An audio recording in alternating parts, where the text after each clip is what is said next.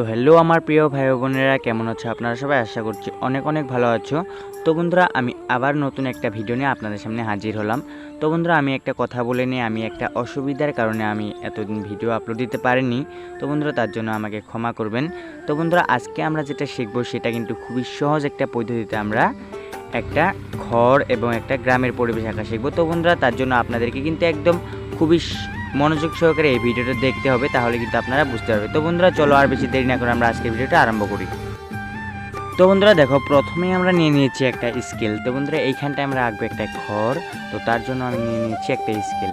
দেখতে থাকো বন্ধুরা, আমরা খুবই সহজ একটা পদ্ধতিতে এইখানটায় একটা ঘর আঁকবো। তো প্রথমে আমরা উপরে একটা দিয়ে নিয়েছি একটু ছোটো করে, তারপরে আমরা মাঝখানটায়, তার মাঝখানটার নিচে আরও একটা এতখানি করে দিয়ে দেবো। উপরটা যতখানি দিয়েছি তো সেটা সাইজ করে আমরা নিচেও দিয়ে নিলাম।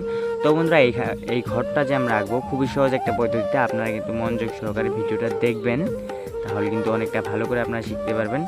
তো বন্ধুরা, আমি আরও একটা কথা বলি যে বন্ধুরা, আপনারা ভিডিওগুলো দেখো এবং আপনারা দু একটা কমেন্টও করো, কিন্তু লাইক করো না বন্ধুরা, প্লিজ লাইক করে দিও। খুবই সুন্দর করে আমি আপনাদেরকে শেখাচ্ছি, তো তার জন্য প্লিজ একটা লাইক করে দিও, আমার অনেকটাই ভালো লাগবে। এবং সুন্দর সুন্দর দু একটা কমেন্টও করবে।